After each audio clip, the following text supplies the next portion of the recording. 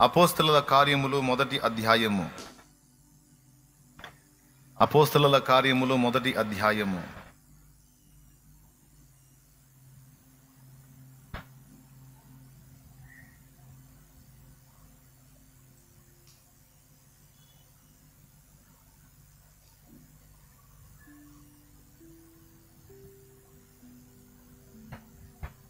ఐదవ వచనం, 4వ వచనం, 5వ వచనం వరుసగా చదువుతాను. నేనే చదువుతాను, జాగ్రత్తగా మీరు చిత్తగించండి. ఆయన వారిని కలుసుకొని ఇలాగు ఆజ్ఞాపించెను, మీరు యెరూషలేము నుండి వెళ్ళక నా వలన వినిన తండ్రి యొక్క వాగ్దానము కొరకు కనిపెట్టుడి. యోహాను నీళ్లతో బాప్తిస్మం ఇచ్చెను గాని కొద్ది దినములలోగా మీరు పరిశుద్ధాత్మలో బాప్తిస్మము పొందెదరనెను. వాళ్ళు అడిగారు, ప్రభువా, ఈ కాలమందు ఇశ్రాయేలునకు రాజ్యమును మరలా అనుగ్రహించదవా అని ఆయనను వాళ్ళు అడిగారు. ఆయన కాలములను సమయములను తండ్రి తన స్వాధీనమందు ఉంచుకొని ఉన్నాడు. వాటిని తెలుసుకొనుట మీ పని కాదు. ఆయనను పరిశుద్ధాత్మ మీ మీదికి వచ్చున్నప్పుడు మీరు శక్తి నొందెదరు గనుక మీరు యెరూషలేములోను యూదయ సమరయ దేశముల యందంతటను భూదిగంతముగా జరిగించిన విధానం కొరకు వందనాలు. నీ బలహీన దాసుని, అయోగ్య దాసుని, అల్పదాసుని మరుగు చేయి. నీ రక్తముతో కడిగి శుద్ధీకరించి నీ కొరకు నా ప్రభువా ఉపయుక్తమైన పాత్రగా నీవే మలుచుకొని వాడుకో ప్రభువా. ఏ యోగ్యత లేదు, కేవలం నీ కృప మీద ఆనుకొని నీ రక్తమును ఆశ్రయించి ఇక్కడికి వచ్చి ఉన్నాడు ప్రభువా. నీ దాసుని మరుగు చేయి తండ్రి, క్షమించు తండ్రి. నీ అగ్ని చేత పుటము వేయి సర్వ శరీరమును శుద్ధీకరించు ప్రభువా. నీ బిడ్డలందరితో మాట్లాడు. ఉపదేశాన్ని అడ్డగింపు చూసే సైతాను, దురాత్మ, దయ్యపు అంధకార శక్తుల ప్రభావం నజరేయుడగు యేసు నామములో బంధిస్తున్నాం. పూర్తిగా మీరే అధ్యక్ష స్థానమందుండి నాతో మాతో మాట్లాడున్నాను. మీ వాక్యమును పంపి మమ్మను బ్రతికించమని, బలపరచమని, శక్తి నింపమని యేసు ప్రశస్త నామమున ప్రార్థించి స్తుతించి వేడుచున్నాము తండ్రి. ఆమేన్. ఆమేన్. ప్రభునందు ప్రియులారా, మనం చదువుకున్న ఈ వాక్య భాగంలో సాక్షాత్తు యేసు ప్రభు వారే పలికినటువంటి కొన్ని మాటల్ని మనం ఆలోచించాల్సినటువంటి సమయం ఇది. యేసు ప్రభు శిలువలో ప్రాణం పెట్టి 3వ నాడు తిరిగి లేచి మరి 40 దినములు వారికి అగపడి తరువాత ఒలీవల కొండ మీద నుంచి ఆయన పరమునకు ఆరోహణమయ్యాడు. అప్పటికి ఆయన లేచి ఇంచుమించు వారికి 40 దినములు కనపడి ఇక ఆఖరి రోజు అది. ఇక ఆ రోజుతో ఆయన ఒలీవల కొండ మీద ఆరోహణం అవటానికి వెళ్తున్నాడు. ఆ తరువాత మళ్ళా దృశ్యరూపంగా వాళ్ళకి కనబడటం అనేది కాటే జరగదు. ఆయన సశరీరుడుగా మానవ శరీరంతో ఉన్నప్పుడు వాళ్ళతో తిరిగాడు, తిన్నాడు, నిద్రపోయాడు, వాళ్ళతో వ్యవహరించాడు. మానవ శరీరంతో ఉన్నప్పుడు శిలువలో ఆ దేహాన్ని బలియాగం చేసి పునరుద్ధానుడై తిరిగి మహిమ శరీరంతో మళ్ళా లేచాడు. దేవునికి స్తోత్రం, హల్లెలూయా. మహిమ శరీరంతో మళ్ళా లేచాడు. లేచిన తరువాత తరచుగా వాళ్ళకు కనబడ్డాడు. అలా అనేక పర్యాయాలు వాళ్ళని దర్శిస్తూ ఇక చివరిసారిగా వాళ్ళతో మాట్లాడుతున్న మాటలు ఇవి. ఆయన వెళ్తూ వెళ్తూ అన్నాడు, నేను తండ్రి వద్దకు వెళుతున్నాను. మీరు ఇప్పటిదాకా నేను మిమ్మల్ని యెరూషలేములో పంపించాను, మీరు వెళ్ళి సువార్త ప్రకటించారు. అదే అలవాటుగా మళ్ళా మీరు వెళ్ళకండి. మీరు యెరూషలేములో ఉండండి. నేను వాగ్దానం చేశాను, మీకు గుర్తుందా? నేను తండ్రిని వేడుకొందును, మీ యొద్ద ఎల్లప్పుడూ ఉండుటకై ఆయన వేరొక ఆదరణకర్తను మీ కొరకు పంపిస్తాడని గతంలో చెప్పాను, గుర్తుందా? అవును ప్రభా, చెప్పాను. ఆ వాగ్దానం నెరవేరుతుంది. నేను తండ్రి యొద్ద నుండి వాగ్దానం చేసినటువంటి ఆ వాగ్దానం చేసిన ఆ ఆత్మ మీ మీదికి వచ్చేంత వరకు మీరు యెరూషలేము నుండి వెళ్ళొద్దు. నేను ఇచ్చిన ఆ వాగ్దానం నెరవేర్చబడటం కోసం కనిపెట్టుకోండి, కాచుకొని ఉండండి అని ఆయన మాట్లాడాడు. యేసు ప్రభు వాళ్ళకు ఒక ఆజ్ఞ ఇచ్చాడు. ఇచ్చిన ఆజ్ఞ మార్కు సువార్త 16వ అధ్యాయము 15-16లో ఉంది. మీరు సర్వలోకమునకు వెళ్ళి సర్వ సృష్టికి సువార్తను ప్రకటించండి, నమ్మి బాప్తిస్మం పొందువాడు రక్షింపబడును, నమ్మని వానికి శిక్ష విధింపబడును అనేటువంటి ఆజ్ఞ ఒకటి అక్కడ ఉంది. అంటే వెళ్ళి సువార్త చెప్పండి అనే ఆజ్ఞ ఆయనే ఇచ్చాడు. ఆయన వాగ్దానం చేసిన ఆత్మను గురించి యోహాను సువార్త 14వ అధ్యాయము 16వ వచనం నుంచి ఉంది. నేను తండ్రిని వేడుకొందును, ఆయన మీ యొద్ద ఎల్లప్పుడూ ఉండుటకై వేరొక ఆదరణకర్తను అనగా సత్యస్వరూపేగు ఆత్మను మీకు అనుగ్రహించును. ఈ వాగ్దానం యోహాను సువార్త 14వ అధ్యాయం 16వ వచనంలో ఉంది. నేను చెప్పిన 3 రిఫరెన్స్లకు ఆ 3 సందర్భాలు మీరు చూసుకోవచ్చు బైబిల్లో. తర్వాత అయినా ఆ వాగ్దానం చేసింది వాళ్ళ మీదకి పంపుతానని ప్రభు మాట్లాడాడు. ఆయనే చెప్పాడు, మీరు వెళ్ళండి, వెళ్ళి లోకాన్ని ప్రకటించండి అని. మళ్ళీ అంటున్నాడు, మీరు వెళ్ళి ప్రకటించాలి నిజమే, కానీ దానికంటే ముందు మీరు నా ఆత్మను పొందుకోవాలి, నా శక్తితో నింపబడాలి అని యేసు ప్రభు మాట్లాడాడు. ఎందుకు ఆయన ఆత్మను పొందాలి? యోహాను నీళ్లలో బాప్తిస్మం ఇచ్చను గాని కొద్ది దినములలో మీరు పరిశుద్ధాత్మలో బాప్తిస్మం పొందుతారు అని ప్రభు మాట్లాడాడు. బాప్తిస్మము అంటే ముంచుట, ముంచబడుట, శుద్ధీకరణ పొందుట, ప్రక్షాళన చేయబడుట అనే అర్థాలు వస్తాయి. బాప్తిస్మం అంటే శుద్ధీకరణ, ప్రక్షాళన అనే అర్థం కూడా వస్తుంది, అది బైబిల్లోనే ఉంది. అలాగే కడగబడుట, అలాగే పాతి పెట్టబడుట, పాత జీవితంలో, ఇలా అనేక సందర్భాలు అనేక అర్థాలతో బాప్తిస్మం అనే పదం వాడటం జరిగింది. క్రీస్తులోనికి బాప్తిస్మం పొందిన మనమందరము ఆయన మరణములోనికి బాప్తిస్మం పొందితమని మీరు ఎరుగరా అంటాడు. అలాగే బాప్తిస్మము అంటే ముంచుట. మీరు యోహానిచ్చిన బాప్తిస్మం నీళ్లలో ముంచబడ్డారు మీరు.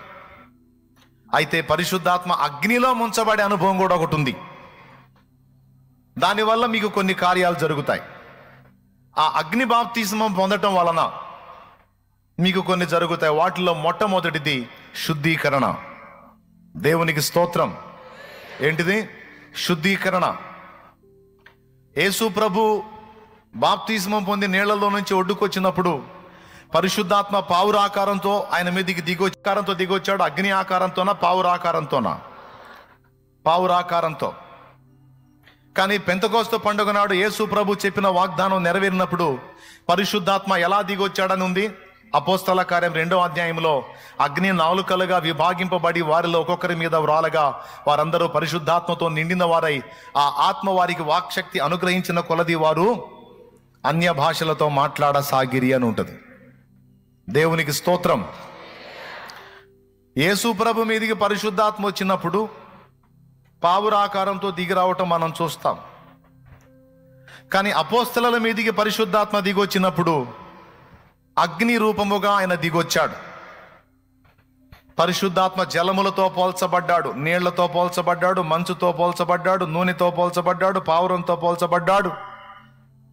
పరిశుద్ధాత్మ అగ్నితో పోల్చబడ్డాడు. ఇలా పరిశుద్ధాత్మ అనేక రీతుల పోల్చబడ్డాడు. ఆయన హస్తముతో పోల్చబడ్డాడు. యెహోవా హస్తము నా మీదికి రాగా నేను ఆత్మవశుడనైతిని అంటాడు హెజ్కేల్. యెహోవా హస్తము నా మీదికి, హస్తముతో పోల్చబడ్డాడు పరిశుద్ధాత్ముడు. అలాగున యేసయ్య మీదికేమో పావురాకారంతో వచ్చిన పరిశుద్ధాత్ముడు అపోస్తల మీదకి అగ్నిలాగా దిగొచ్చాడు. ఈ అగ్నిలాగా దిగొచ్చిన దానిలో కొన్ని పాఠాలు మనకు అర్థమవుతాయి. వాటిలో మొట్టమొదటిది శుద్ధీకరణ. యేసు ప్రభు ముందే పరిశుద్ధుడు. ఆయన బాప్తిస్మం పొందాల్సిన అవసరం కూడా లేదు. బాప్తిస్మం ఇమ్మని యోహాను అడిగినప్పుడు యోహానే ఏమన్నాడు మీకు తెలుసు? నీ చేత బాప్తిస్మము పొందవలసిన వాడనై నేనుండగా నన్ను బాప్తిస్మం ఇమ్మని అడుగుచున్నావా అని అంటాడు. ఆయనను అడ్డగించడానికి ట్రై చేస్తాడు. అయితే ప్రభు అంటాడు, నీతి యావత్తు ఇలా నెరవేరటం మనకు తగి ఉన్నది గనుక, ఇలా నెరవేర్చడం మనకు తగి ఉంది గనుక నువ్వు బాప్తిస్మం ఇవ్వయా అంటాడు. తర్వాత యోహాను చెప్తాడు, ముందు చెప్తాడు, తర్వాత కూడా చెప్తాడు, ఆయన చెప్పుల వారు విప్పడానికి కూడా నేను పాత్రుని కాను అనే మాట. అంత పరిశుద్ధుడు యేసయ్య. యేసయ్య బాప్తిస్మం పొందటమే గొప్ప విషయం. అయితే పరిశుద్ధాత్మ ఆయన మీదికి వచ్చినప్పుడు పరిశుద్ధ పావుర ఆకారంతో ఆయన మీదికి రావటం జరిగింది.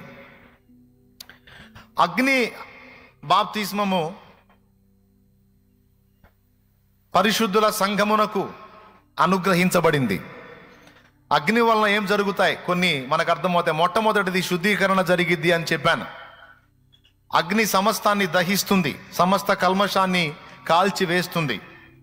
అగ్నికి మైల పట్టించడం మన వల్ల కాదు. దేన్నైనా మనం మలినం చేయొచ్చు, ఆఖరికి నీళ్లను కూడా మనం మలినం చేయొచ్చు, కానీ అగ్నిని మురికి చేయటం సాధ్యం కాదు. సమస్తాన్ని దహించేస్తుంది అగ్ని. కాబట్టి అపోస్తలుల్లో ఉన్నటువంటి లోపాలు, బలహీనతలు, పొరపాట్లు, దోషాలు అవన్నీ కూడా శుద్ధీకరణ జరగవలసి ఉన్నది. అగ్ని వారి మీదికి దిగొచ్చినప్పుడు ఈ శుద్ధీకరణ అనేది జరుగుతుంది. వారి మీదికే కాదు, మన మీదికి కూడా ఆయన అగ్నిగా దిగి రావాలి. ఎందుకంటే ఎప్పటికప్పుడు మనకు శుద్ధీకరణ అవసరమై ఉన్నది. దేవునికి స్తోత్రం కలుగును గాక. ఎందుకంటే మలినం నిండిన శరీరములో, మలినం నిండినటువంటి, మురికి నిండినటువంటి ప్రవర్తనలో మనం ఉన్నాం. మనం కడగబడవలసి ఉన్నది. మనకు యేసు రక్తం అవసరం ఎప్పటికప్పుడు. పరిశుద్ధాత్మ అగ్ని మన మీద కుమ్మరించబడుట అవసరం. ఎప్పటికప్పుడు మనం శుద్ధీకరణ పొందాలి. దేవునికి స్తోత్రం కలుగును గాక. అగ్నిలో శుద్ధీకరణ ఉంది, అలాగే అగ్నిలో శక్తి ఉంది. దేవునికి స్తోత్రం. అది నేను కాదు, యేసయ్యే చెప్పాడు. పరిశుద్ధాత్మ మీ మీదికి వచ్చుట వలన, పరిశుద్ధాత్మ మీ మీదికి వచ్చుట ద్వారా వచ్చున్నప్పుడు మీరు శక్తి నొందెదరు అన్నాడు. ఒకసారి చదువుతావా 8వ వచనం? పరిశుద్ధాత్మ మీ మీదికి వచ్చినప్పుడు, అయినను పరిశుద్ధాత్మ మీ మీదికి వచ్చినప్పుడు మీరు శక్తి నొందెదరు గనుక. ఆగు. పరిశుద్ధాత్మ మీ మీదికి వచ్చినప్పుడు మీరు శక్తి నొందెదరు అన్నాడు. పరిశుద్ధాత్మ మీ మీదికి వచ్చినప్పుడు శక్తి నొందెదరు అంటే మీదికి రాకపోతే కొంచెం నెగిటివ్గా, వ్యతిరేకంగా ఆలోచించండి. వచ్చినప్పుడు శక్తి అంటే రాకపోతే శక్తిహీనులే. అలాగని చచ్చినోళ్ళు కాదు, బతికున్నోళ్లే, తిరిగి జన్మించినోళ్లే, బాప్తిస్మం పొందినోళ్లే. కానీ బాప్తిస్మం అయితే పొంది ఉంటారు, కానీ శక్తివంతులుగా ఉంటారు. కారణం ఏంటంటే పరిశుద్ధాత్మ అభిషేకం రానందున, ఆత్మను పొందనందున. ఎందుకంటే పరిశుద్ధాత్మ మీ మీదికి వచ్చినప్పుడు మీరు శక్తి నొందెదరు అంటే మీదికి రాకపోతే శక్తిహీనులుగా ఉంటారు. బ్రతికే ఉంటారు కానీ శక్తిహీనులుగా ఉంటారు. చాలా విషయాలు చేయాలనుకుంటారు, చేయలేరు. ఒక రేంజ్లో నిలదొక్కాలనుకుంటారు, నిలవగలగాలనుకుంటారు, కానీ నిలవలేరు. 2 రోజులకి 3 రోజులకి పడతా లెగుస్తా మీ ఆత్మీయ జీవితం అలా ఉంటుంది. మనం నిలబడటమే కష్టమైనప్పుడు మనం ఎదుటివాళ్ళని నిలబడటం ఎక్కడ? మనం నిలబడటమే అంతంత మాత్రమైనప్పుడు మనం ఎదుటివాళ్ళని నిలబెట్టడం ఎక్కడ? ఎదుటివాళ్ళని నిలబెట్టాలంటే ముందు మనకు బలం ఉండాలి. ఇప్పుడు 2 టీబీ పేషెంట్లు ఉన్నారనుకో, 2 టీబీ పేషెంట్లే, 2 నెమ్ము అనే బలహీనత ఉన్నవాళ్ళే, అంటే 2కి ఆయాసం ఉంది. ఒకడికి ఆయాసం ఉండి ఒకడికి ఆయాసం లేకపోతే ఆయాసపడేవాడిని వీడు కాపాడుతాడు. 2 టీబీ పేషెంట్స్ అయితే ఒకడినొకడు ఏం కాపాడతారు? 2 కలిసి కింద పడతారు. ఒకడు శక్తిహీనుడైనా ఒకడు శక్తివంతుడై ఉన్నప్పుడు శక్తిహీనుడిని శక్తివంతుడు నిలబెట్టగలుగుతాడు. 2 శక్తిహీనులైతే కష్టం. కాబట్టి ఇక్కడ ఎదుటి వాళ్ళని నిలబెట్టడానికి పూనుకునేటప్పుడు ముందు మనం శక్తివంతులమై ఉండాలి. ఎదుటి వాళ్ళని బాగు చేయడానికి పూనుకున్నప్పుడు ముందు మనము సరిచేయబడిన వాళ్ళమై ఉండాలి. ఎదుటి వాళ్ళని శుద్ధీకరణలోనికి నడిపించాలని మనం పూనుకున్నప్పుడు ముందు మనం శుద్ధీకరణ పొంది ఉండాలి. దేవునికి స్తోత్రం కలుగును గాక.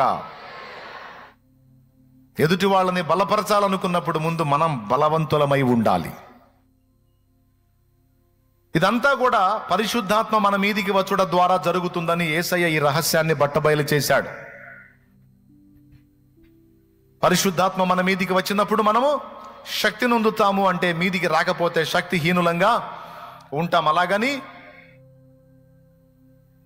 బ్రతికే ఉంటాం. మళ్ళీ అన్నీ తెలుసు, ఇలా ఉండకూడదని తెలుసు, ఇలా ఉండాలని తెలుసు, మనస్సాక్షి పనిచేస్తానే ఉంటుంది. ఏది చేయాలో తెలుసు, ఏది చేయొద్దో తెలుసు, కానీ వాటిని నెరవేర్చడానికి శక్తి చాలదు. దేవునికి స్తోత్రం కలుగును గాక. ఆ బలాన్ని మనకిచ్చి మనల్ని బలపరిచేది పరిశుద్ధాత్మ.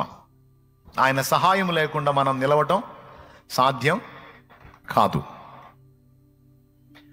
ప్రమిద చూశారు కదా మీరు, దీపపు ప్రమిద. ప్రమిదలో ఒత్తి ఉంటుంది, అగ్ని ఉంటుంది, ప్రమిదలో నూనె ఉంటుంది. నూనె లేకుండా ఎప్పుడైనా ఒత్తిని ముట్టించి చూసారా? క్షణంలో బూడిదైపోతుంది.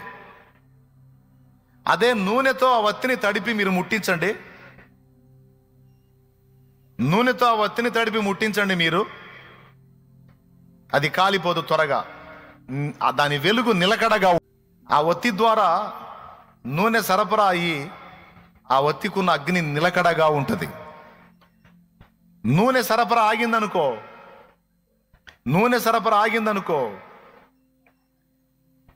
ఒత్తి కాలిపోవటమో లేకపోతే ఆరిపోవటమో జరుగుద్ది. అలాగే బాప్తిస్మం పొందినప్పుడు మనం తిరిగి జన్మించి బ్రతికించబడ్డాం చచ్చిన స్థితి నుంచి. కానీ బాప్తిస్మం పొందిన మనం, వెలిగించబడ్డ మనం, మన వెలుగు స్థిరంగా నిలిచి ఉండాలంటే మనకు నూనె కావాలి. నూనె సరఫరా రోజు కావాలి.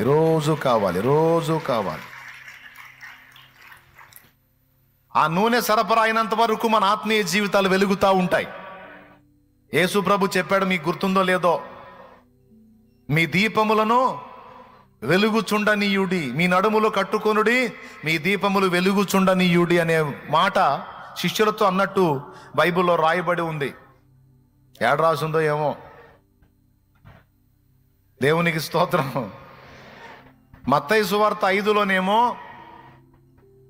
మనల్ని దీపంతో పోల్చాడు. ఎవడైనాను దీపమును వెలిగించి కుంచము కింద పెట్టడు గాని ఇంటనున్న వారందరికీ వెలిగించుటకై దీపమును దీపస్తంభం మీదనే ఉంచును కదా.